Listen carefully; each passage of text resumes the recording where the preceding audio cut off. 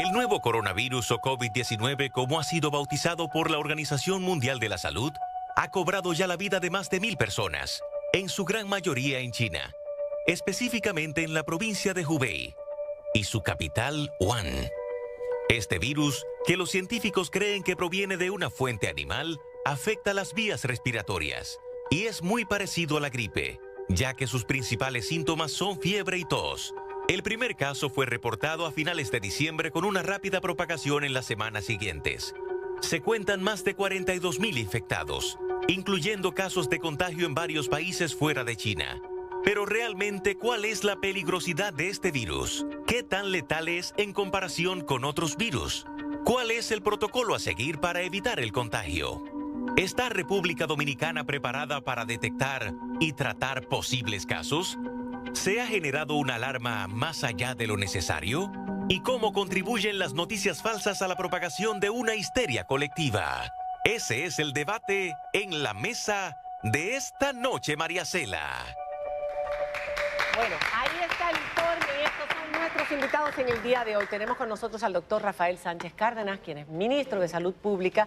También a su lado la doctora Rita Rojas, presidenta de la Sociedad Dominicana de Infectología. Alma Morales, representante en el país de la Organización Panamericana de la Salud y Organización Mundial de la Salud. Y a la licenciada Cristal Acevedo, periodista, presidenta y fundadora del Observatorio de Medios Digitales. Gracias por estar con nosotros en este panel tan interesante. Llame a todos sus amigos que vamos a hablar todo lo que tenga que decirse sobre el nuevo coronavirus 2019, que ya tiene su nombre. Vamos a verlo en el próximo bloque. Cuando regresemos de la pausa, nuestro hashtag es coronavirus ENM, numeral coronavirus ENM. Ya volvemos.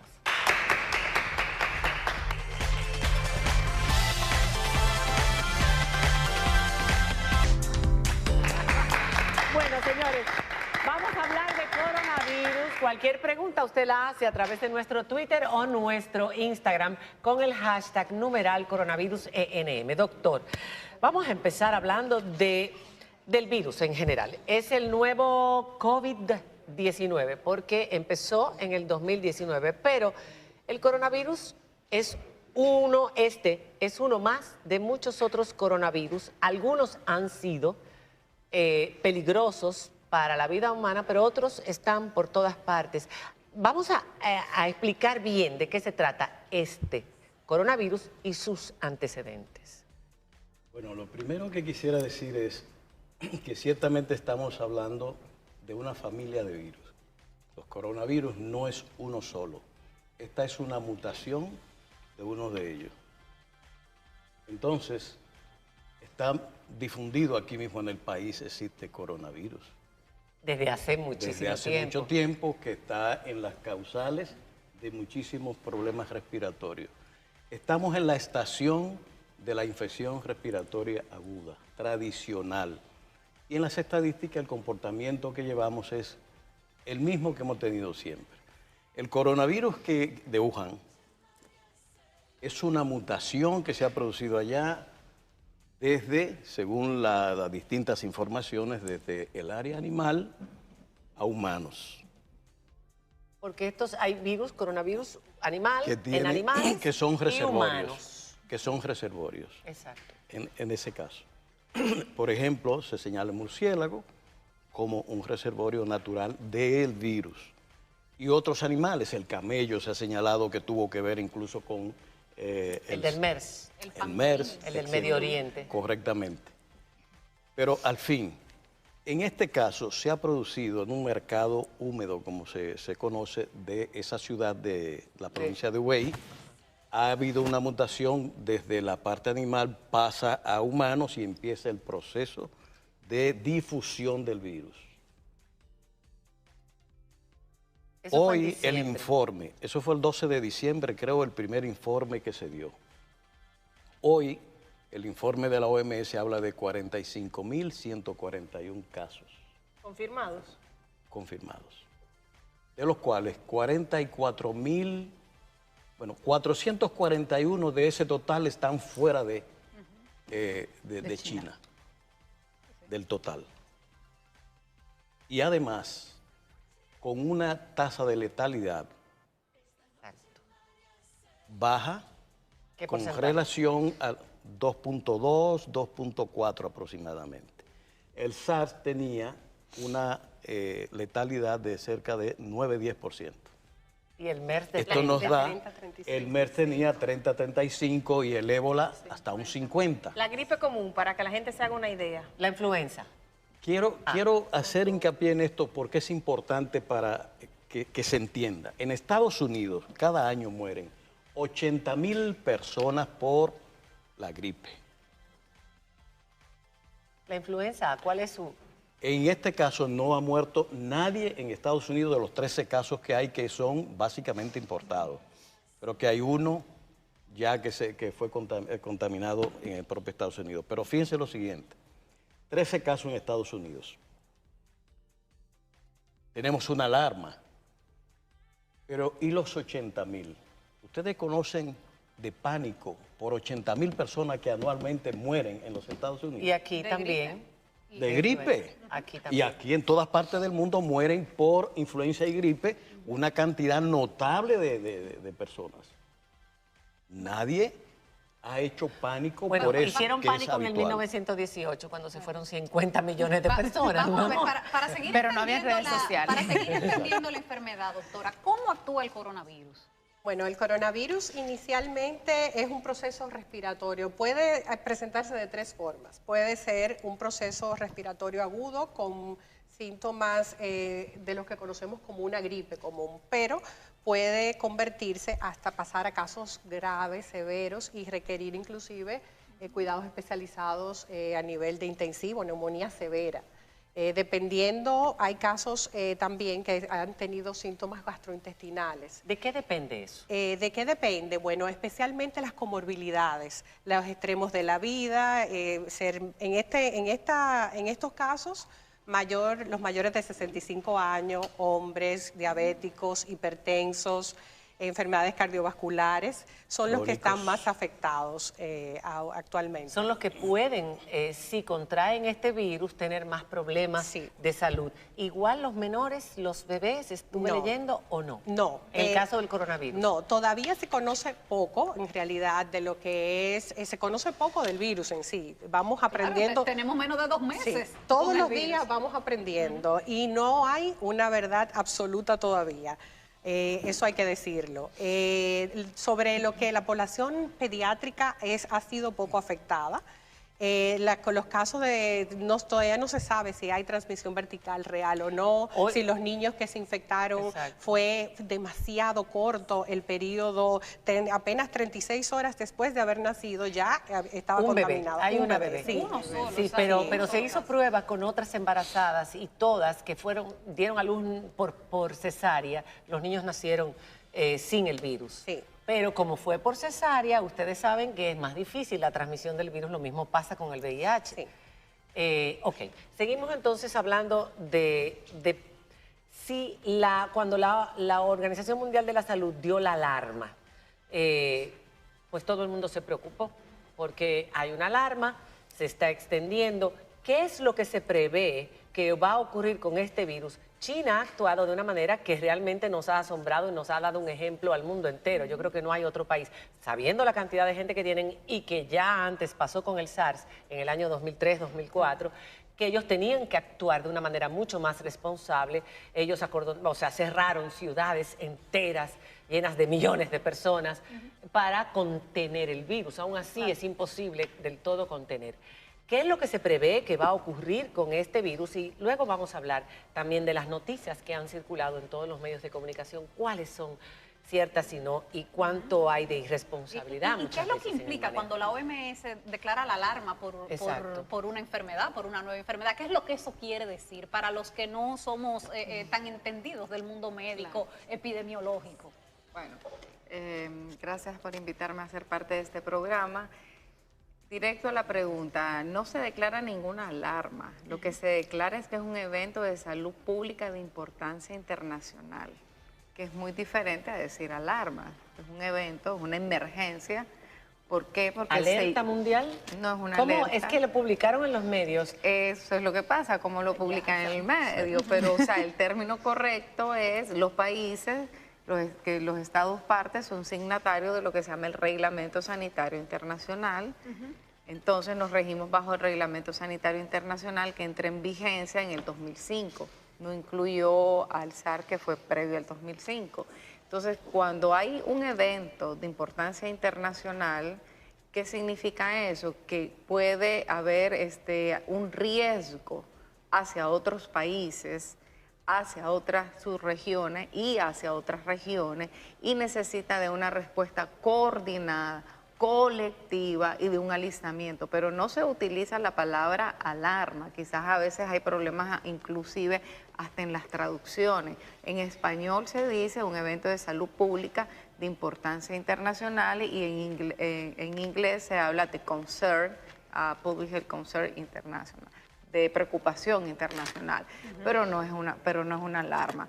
Entonces, después de que se reúne el Comité de Emergencia en el marco del Reglamento Sanitario Internacional, donde quien lo preside es el doctor Tedros, nuestro director general, después de un par de sesiones, se decide, por ser un virus nuevo, por no saber velocidad de propagación, por no estar clara la transmisibilidad del virus, que debe ya ser declarada de preocupación internacional. ¿Cuál es el mensaje que se manda a los países con eso? Que tienen que prepararse, que tienen que poner en marcha lo que son las competencias básicas del Reglamento Sanitario Internacional. Lo primero que tiene que hacer un país, y que es lo que te mandan a hacer, es hacer lo que se llama su evaluación de riesgo. Cada país hace su evaluación de riesgo y de acuerdo al Reglamento Sanitario Internacional tiene que dar respuesta. Y luego, ¿qué significa también eso? Que la Organización Mundial de la Salud, junto con todo el comité de asesores y expertos, que al día de hoy son 400 personas que están trabajando 24/7, en todas las evidencias, juntando todas las evidencias, se van generando lo que son todas las herramientas, instrumentos, protocolos, guías, para cada una cosa. Hay protocolo para muestra, hay protocolo para atención al paciente, hay protocolo para alistamiento de los servicios de salud, hay protocolo para el cuidado de los pacientes que van para su casa.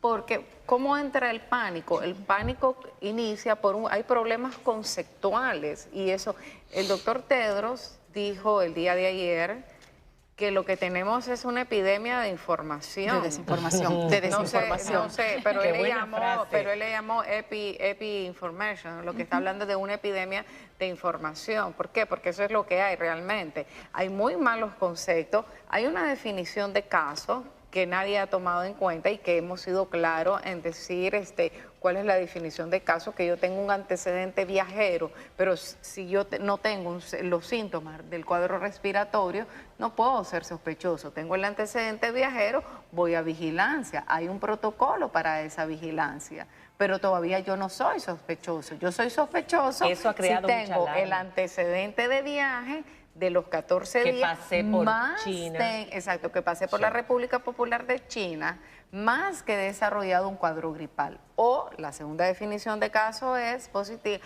de que tengo el antecedente de haber estado en contacto con alguna persona que ya haya estado positiva o que haya estado en la República Popular de China y tenga un cuadro respiratorio. Y si yo tuve un contacto estrecho con esa persona, entonces yo tengo que ir a vigilancia y puedo pasar a ser, esa persona es sospechosa y yo paso para vigilancia. ¿Cómo yo salto de la sospecha al confirmado? Hay que hacer la prueba. Hay un algoritmo para hacer la prueba. ¿Qué ha pasado con algunos países? Porque como muy bien dijo el ministro, bueno, hay que decir, la epidemia está concentrada en China, 99% de los casos. Debemos decir que solo hemos tenido un fallecido fuera de China, que fue el Filipinas. Tenemos en la región de las Américas, solo lo tiene Estados Unidos y Canadá, 13 casos confirmados, Canadá 7, ya hubo hay transmisión humana sostenida, o sea que si tú fuiste a China y lo adquiriste el virus, ahí sí tú ya eres sospechosa, pero estás con un cuadro respiratorio y vas con un deterioro avanzado de tu cuadro respiratorio.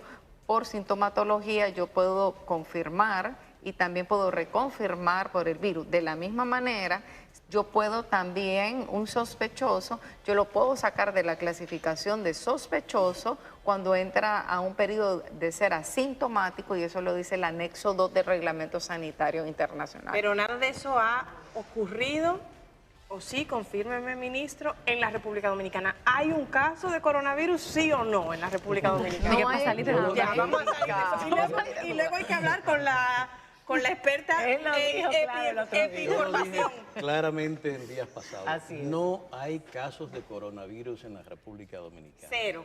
Estamos en cero.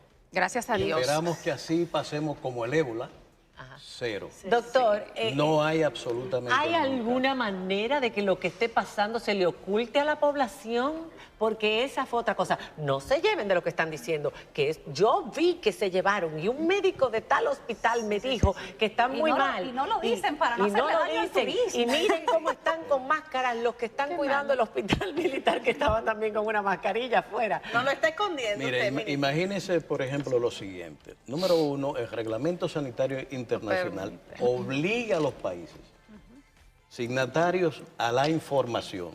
Ustedes piensan que la Dirección de Epidemiología tiene que estar rindiendo a la OMS información permanente, actualizada de lo que está pasando en el país. No hay manera de ocultar Entonces, lo que esté pasando. ocultar, es que Imposible. no En hay ningún modo. país del mundo. Ningún país, ningún país del del mundo, porque para Nadie lo hace. funciona el Centro Nacional de Enlace, que está en la vigilancia epidemiológica del Ministerio de Salud, donde eso se reporta directo al Reglamento Sanitario Internacional y donde solo vamos copiadas 2 personas, el representante de la organización en el país y el asesor que lleva ese tema. Si se ocultara la información, nosotros, esto es uso interno, no lo puedo compartir todo con ustedes, pero sin eso nosotros no pudiéramos tener eso. Entonces la Exacto. organización nunca va a permitir que un país oculte Exacto. la información. Signatarios. Todos los países son signatarios, Son y el signatarios. reglamento. Cuidado. Mira, no se asuste nadie que no Alguien trajo un virus a esta mesa. Ya volvemos. Seguimos.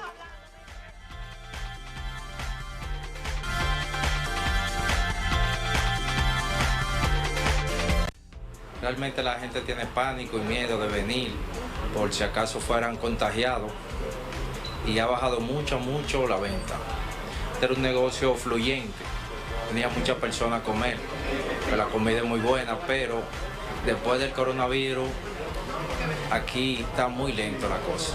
Aquí en el país no se ha presentado ningún tipo. La gente, los comerciantes de aquí, de los chinos, han tenido una baja muy grande sobre la comida, porque la gente ha cogido miedo de venir a comer con temor a las enfermedades que hay. Para mí el coronavirus no, o sea, eso es algo falso.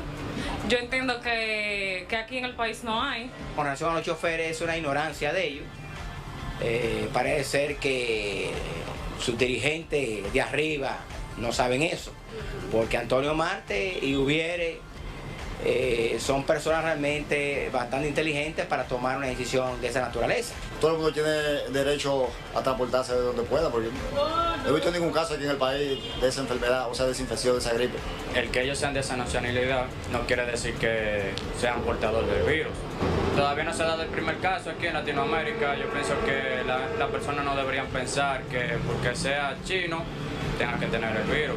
Se debe seguir tratando igual, porque todos somos seres humanos y a cualquiera nos puede dar eso. Un día puede saltar un brote aquí en el país, nosotros no queremos que nos traten así en otro lugar. Tenemos que tratar como queremos que nos traten a nosotros. Eso para los dominicanos por ahora no representa ningún tipo de contratiempo.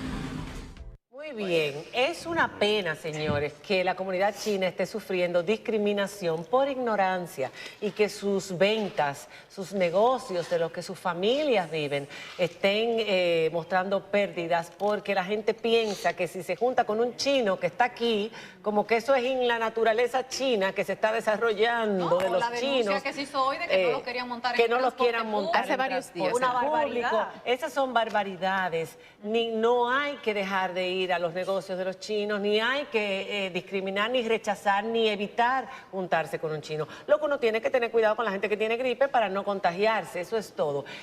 Cristal, vamos a hablar de cuántas noticias falsas se han difundido en estos últimos 15 días, entre ellos si empezó con un famoso virus de una china, yo no sé, la China, que no sabemos si eso es lo que estaba diciendo, yo no entiendo chino, pero la China decía que esto estaba siendo cubierto, escondido, que había millones contagiados, el mundo se iba a acabar. Sí, incluso ese video para muchos usuarios que lo reportaron, habían comentado que se trataba de una enfermera que había trabajado en uno de los casos y que por eso ya daba la información. Sí, porque le van inventando toda una historia. Una historia para que sea creíble y es parte de la estructura de la difusión de noticias falsas. Que lo que yo te estoy presentando, sabiendo que no es cierto, yo tenga que maquillártelo para que tú lo asumas como bueno y válido y desde ahí empezar a analizar el término de la posverdad. ¿Cuál es el gran problema de la cantidad de noticias falsas que se ha generado con este tema? Que estamos exponiendo la vida de la gente. Porque incluso hoy recibí la información de un medio digital de San Juan donde reportaba, que esa también hay que confirmarla, que una persona se suicidó porque pensó que tenía el coronavirus y no quería contagiar a su familia. Todavía no hemos podido lograr ver si esa noticia es cierta o no, porque fue en otro país. Tiene todos los vicios de ser falsa. Pero tiene todos los vicios de ser falsa, pero eso lo sabemos tú, lo sabe María Cela, lo sabemos los doctores que están aquí, lo sé yo, porque quizás fuimos a la universidad, estudiamos y tenemos un nivel educativo distinto. Pero ese joven de 25 años que vive a la orilla del río, que quizá usa internet cada 3 días, no sabe que es falsa. Y ahí está el gran peligro. Una de las que más impacto tuvo fue el de una sopa de murciélago, que como los chinos comen sopa de murciélago y el murciélago es transmisor del virus, por eso, claro. Vamos a aclarar ¿Quién eso. come sopa de murciélago, ministro? Pero aunque se coma sopa de murciélago, vamos a ver, ¿es el murciélago, si se hace, aquí hay gente que, aquí no hay, los chinos. Aquí casi no hay murciélago. Aquí, eso es lo primero. Sí hay, aquí hay. Yo nunca he visto. El dato es el siguiente, es que no es una cultura generalizada en China. Hay zonas específicas, incluso fuera de China, donde eso que andaba circulando ocurrió, y es una grabación en buena medida. Sí. Pero nosotros investigamos por lo menos 7 informaciones de estas. Una con un desmentido de Sedimat, que ustedes pudieron ver. Sí. Una con el HOMS, que se decía Santiago. que estaba interna. La Dirección Provincial de Epidemiología, cada uno de esos casos fue y se investigó. Incluso ustedes dieron una rueda de prensa donde le Así pidieron a los medios de comunicación no ser alarmistas, pero no quedó ahí. Así es. El representante de la OMS también de una rueda de prensa. Poco después el propio Tedros estaba llamando Claro. la atención sobre y el también tema. manifestó que estamos ante una pandemia o epidemia, pero es de noticias De falsas. noticias falsas. El fake news se ha impuesto. Pero, Sí, pero no siempre. solamente fake news que publican los medios digitales, sino también... El usuario común. No, exactamente. El que usuario se común. comparten por WhatsApp. Notas de audio, notas de voz que se difunden y que la gente la tira para adelante sin Pero averiguar. tenga la seguridad, Así es. porque lo hemos establecido, de que hay una fuente que generó algunos de esos. ¿Cuál? Como de manera maliciosa. Esos audios maliciosos. Sí, porque yo me pregunto, ¿para qué se hacen? Aquí hay ¿Por 6, qué? ¿Para aquí qué, hay... ministro? ¿Para qué se hacen? Para, mucha gente dice... El fin era generar pánico, incertidumbre. ¿Ustedes identificaron Evidentemente. la fuente? Sí, porque eso se puede identificar. Sabemos. se puede saber, claro. Sabemos. Incluso en el observatorio Pero, hemos identificado ¿denunciaron 6. Bueno, yo hice la denuncia. 6 páginas. Y incluso llegué a decir que había fines políticos también, porque identificamos en 2 de los casos la misma fuente. Aquí hay 6 páginas de noticias que son especialistas en difundir noticias falsas. Noticias falsas. Que Pero han eso, sido, ¿para qué que se han hace? sido, que han ¿Para sido qué se reportadas, que me he reunido con el director ¿Para del qué DICAT se y hace? todo. Mira, la construcción de clic. noticias falsas, en la mayoría de los casos, no necesariamente para el clic, como dice el ministro, la mayoría de los casos tienen fines políticos y detrás siempre un fin económico, porque siempre hay alguien que paga.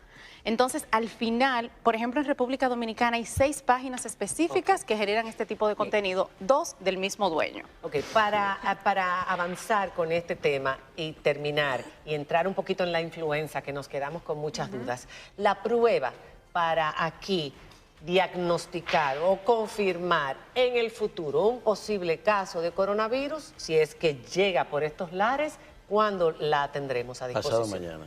Pasado mañana en República Dominicana. En el laboratorio, porque la persona que trae la Laboratorio prueba va Nacional. directo al laboratorio nacional, esa es la instrucción. Y para evitar noticias falsas, decir que no es que hay ningún caso, es que la prueba está, señor. Está, pero además lo siguiente, mire, la encargada de virología del Laboratorio Nacional, que es el laboratorio de referencia, fue remitida, como todos los ministerios de las Américas, a una reunión en México dirigida por la OPS.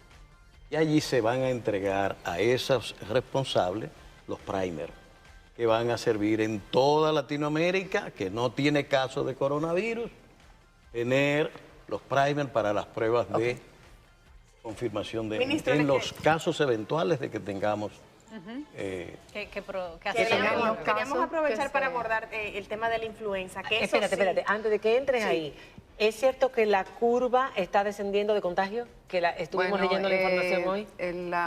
De acuerdo a la secuencia, tenemos que el día de 3.900 casos fue el 7 de febrero.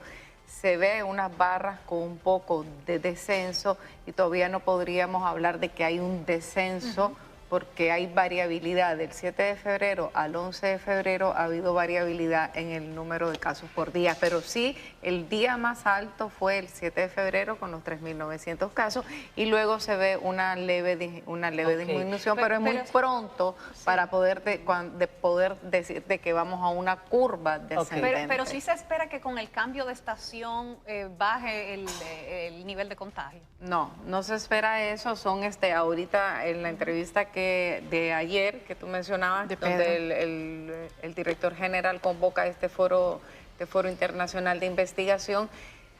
Se sigue estudiando el virus porque es nuevo, entonces no hay ningún modelo matemático predictivo y no podríamos decir que va a tener el mismo comportamiento que tiene la influenza estacional. Es muy pronto para decirlo. El SARS, por ejemplo, estuvo muchos años.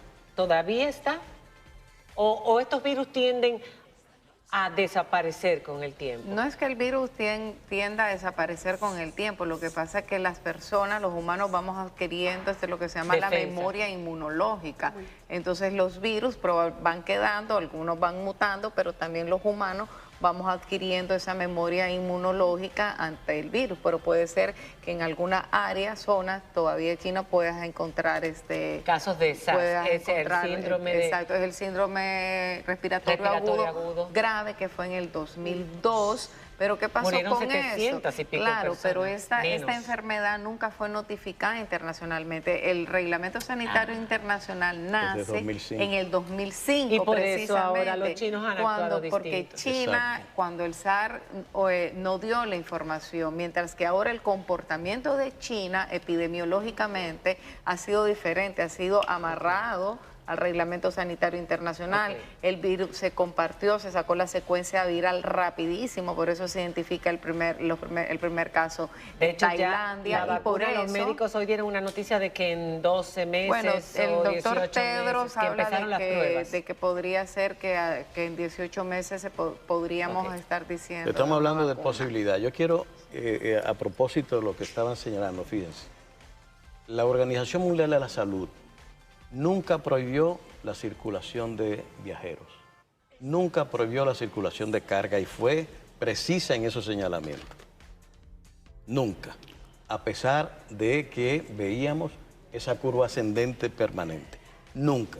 Y todavía hoy no lo ha prohibido. Y nuestros estudiantes que están allá van para Ucrania y luego vienen a República Dominicana. Así es. Y esos van a venir de la zona específica. Vienen del centro del epicentro del nacimiento de la epidemia. Pero hay que decir que estarán en cuarentena en Ucrania para que la gente no se alarme. Claro. Exacto, para que después los pobres no los rechacen, los discriminen y no los inviten a sus casas. El tema de la influenza que le quería preguntar tiene que ver con sanar los casos, las personas que han sido contagiadas.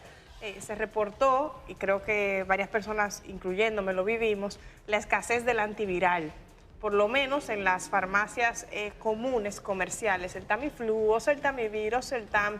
Luego de eso, el Ministerio de Salud Pública comunicó que tenía el medicamento, pero para la compra normal, es decir, ir a una farmacia tradicional, por lo menos aquí en el distrito, era bastante complicado conseguirlo. ¿Qué pasó? con el medicamento de la influenza. Cuando regresemos de la pausa, la respuesta, terminamos hablando de la influenza A, que está afectando a mucha gente. ¿Qué usted debe hacer? ¿Debe tomar ese antiviral? ¿Cómo se puede cuidar de este virus que puede llevar a mucha gente al hospital? A mí me llevó al hospital. Cuando regresemos de la pausa.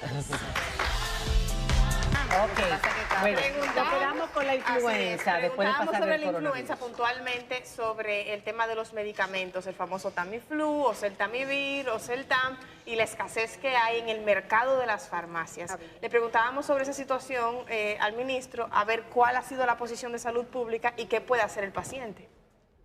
Lo primero es que estamos hablando del mercado. El Tamiflu es una marca que tiene un suplidor y que debe llevar a las farmacias que tradicionalmente ha suplido ese medicamento. Que no son todas. Que no son. Bueno, todas las farmacias se suplen porque es la marca. Yo cuando tuve hace 4 años me busqué muchas farmacias y no había. Pero por eso mencioné, porque ¿cuánto cuesta el Tamiflu? Carísimo. Exactamente, está entre alrededor de los 4 o 5 mil pesos. Entonces no es abundante tampoco. Y es recomendado para todo tipo de influenza y en cualquier momento de la enfermedad. Eso sí es importante saberlo. Es importante. Los primeros... ¿Pero qué hacemos? Que fue la pregunta, perdonen. ¿Qué hacemos en los pacientes en caso de que... Un paciente ya diagnosticado, confirmado con un caso de influenza que no encuentra en el mercado farmacéutico local? ¿Cómo sanarse sería? Su medicamento antiviral. Se supone, y la doctora que es infectóloga sabe que hay tratamientos alternativos. O sea, yo no tengo que ascribirme al Tamiflu para manejar una influenza. Exactamente. El tratamiento es sintomático. Líquidos, una buena hidratación, antipiréticos, reposo y es suficiente. Es ideal en las primeras 48 horas iniciar el medicamento. Después los estudios dicen que hace poco si uno inicia después de 48 horas. Eso me dijo un infectólogo. Una cosa importante que veo, la preocupación acerca de las pruebas que no había, que también salió en el segmento anterior. Es decir, que así como el dominicano se autoprescribe medicamentos, también se autoprescribe pruebas. El hecho de que dicen, y no había pruebas, de repente hay otros tipos de pruebas que también pueden hacer el diagnóstico de influenza, que tal vez la persona común no la conoce. Entonces, también por eso. Y no había cómo diagnosticar la influenza. Sí había. Eso nunca ha dejado de existir en el país. Ahora hay más afectados de influenza tipo B. Sí, tipo B. Que la tipo A. Sí, tipo B. Es importante, Aquí. Sí, es importante decir algo, porque va a valer para coronavirus, que no hay en el país, pero también vale para influenza, para todas las infecciones respiratorias. Lo más importante son las medidas de, lavado de manos. Es la medida más costo efectiva para todas las enfermedades infectocontagiosas, número 1. Número 2, al toser, usted tiene que utilizar un pañuelo desechable, preferiblemente, y tirarlo a la basura, tapándose la boca, al toser o al bostezar. Si no tiene pañuelo, utilice la parte interna del brazo, el codo, y para que no contagie a todo el que está a su alrededor. No dé las manos, después que usted ya tosió, no vaya a darle la mano a otra persona. Y los síntomas de la influenza para que la gente, mucha gente que no le ha dado y no la sabe reconocer, porque dice, tengo una gripe malísima. Tengo una gripe malísima, tengo un dolor, me duelen las pestañas, o sea, el dolor es hasta los dientes, es una cosa horrible. Una última cosa, el uso de alcohol en gel también previene la influenza. Las manitas limpias. Las manitas limpias. Con una manta. Valga la cuña. Ya saben. ¿Qué es importante? Los síntomas pueden ir desde rinorrea, que es el agüita que uno que destila la nariz, hasta dolor de garganta, malestar general, inapetencia, dolor muscular, tos, algunos casos con diarrea, fiebre, por supuesto. Perdí toda la libra de Navidad. Fiebre alta y también las pruebas de sangre, a mí me iban bajando, las plaquetas me iba bajando todo.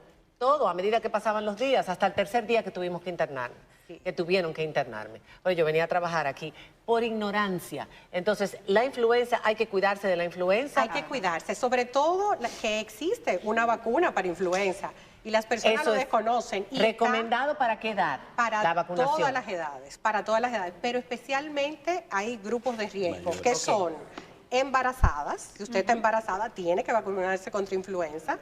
Si usted es mayor de edad, mayor de 60 años, si usted tiene alguna condición, es diabético, es cardiópata, asmático. ¿Y eso para todo tipo de influenza? A, B, para todo H1N1, bueno, ¿funciona para todo? Cuatro cepas tiene, solamente la vacuna en la actualidad. Bueno, y que no hay que morirse de influenza. Para nada. Se nos acabó. Para cerrar, 2 segundos. Tenemos la vacuna en el programa ampliado de inmunizaciones. El director llamó hace 4 días aproximadamente, el doctor Garif, a que las personas mayores, sobre todo, se fueran que vayan a vacunarse, que están disponibles y el ministerio dispone de eso. ¿Y ¿a dónde se dirige la gente? Gratis. ¿Dónde se dirige la Programa gente? ampliado de inmunizaciones. Al PAI, o puede ir a solicitarlo también a una dirección provincial. Se nos acabó el tiempo. Es gratis también. Se nos acabó el tiempo. Es muchísimas gracias por haber estado con nosotros. Gracias, de verdad. El domingo a votar, señores, salgan todos a votar. Es necesario. Hay un video buenísimo de los que dejaron de votar y el que votó, votaba por, ustedes saben, la caca, ¿no? Entonces, si no vamos a votar, vamos a tener que aceptar la caca para todos. Votemos y votemos con conciencia. Hagámoslo con libertad y además convirtámonos en veedores de ese proceso transparente que también debe ser equitativo. Todo lo que ustedes vean que sea raro, grábenlo y denúncienlo en las redes sociales. Muchas gracias y hasta mañana. Aquí estará Domingo Contreras despidiéndonos nosotros. Bye. Chao. Gracias.